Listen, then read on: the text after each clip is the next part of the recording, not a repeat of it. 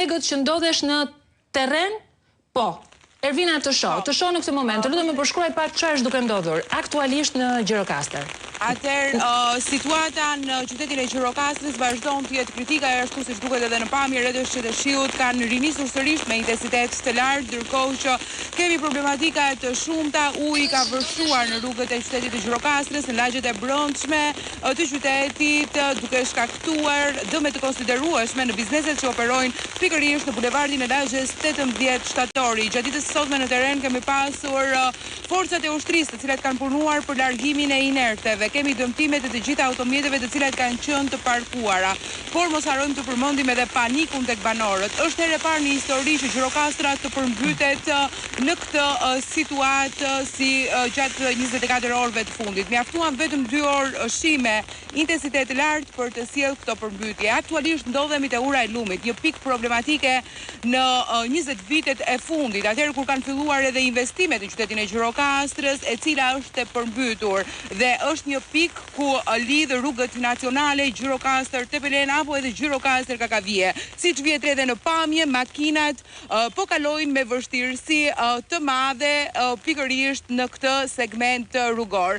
Ndërkohë që kemi edhe banesa të cilat janë përmbytur, kryesisht banesa të cilat vinë nga njësia administrative nga zona rurale. Kemi dëmtim të rrugëve në njësinë administrative Lunxhëriku, fshati i Doksat, banorët e këtij fundit kanë ngelur të izoluar, ndërkohë që kemi shkarje masive dheu pranë kalas së qytetit të Gjirokastrës, duke bllokuar kështu një segment rrugor të kaldrëmit. Problematikat janë të shumta, por ajo që na bën përshtypje është fakti që ende nuk kemi nga prefektura një bilans të dëmeve të shkaktuara. Ende nuk kemi një burim zyrtar se çfarë po ndodh konkretisht. Edhe pse kemi qenë në terren për më shumë se 24 orë dhe ne kemi të pamundur për të marrë një informacion të plot nga burimet tona apo edhe nga banorët e zonave të ndryshme. Mbrëmjen e djeshme janë shpëtuar disa jetë njerëzish nga efektivet e zjarfikses, të cilët kanë qenë non-stop në terren duke ardhur në ndihmë të qytetarëve dhe jetës të tyre në radhë të parë, dhe pastaj për të ndërhyrë edhe në biznese të ndryshme për të tërhequr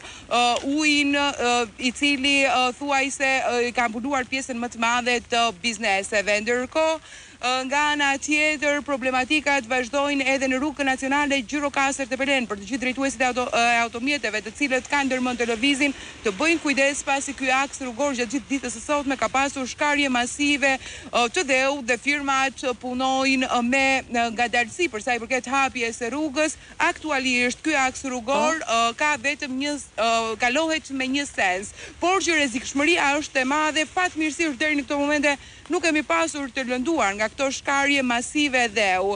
Ashtu siç e thash, pra nuk kemi një bilans të qartë të dëmeve të shkaktuara. Dhe trupat e emergjencës janë të mjaftueshme në terren? Në fakt, unë personalisht emergjenca civile ditën e sotme, përveç punojësve të pastrim gjelbërimit dhe forcave të ushtrisë, nuk i kam parë në terren. Qartë. Mbetet për të parë nëse ata Po, e qartë, Ervina, ta bëj këtë pyetje sepse dua të kuptoj edhe nivelin e organizimit. Pra, dakord, mund të jetë shiu në këtë rast që ka qenë me një intensitet të pa ndodhur më herët në Gjirokastër, por që të përmbytet Gjirokastra në këtë situatë. Dhe më pas, a ka apo jo kapacitetet mjaftueshme për ta përballuar dhe ato që është duke ndodhur, janë dy gjëra të ndryshme. Prandaj do të pyeta për çështjet e emergjencës, por do të mbetemi në kontakt. Po, dashur. Që kemi një qytet të pjerët, se për ndryshe do ishte një katastrofë tepër e madhe për të gjithë. E pa imagjinueshme. Ervina, të falenderoj që ishe me mua, faleminderit për raportin.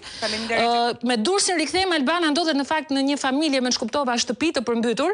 Albana, rilidhemi edhe një herë, tentojmë edhe një herë, lutem. Në fakt jam pozicionuar pikë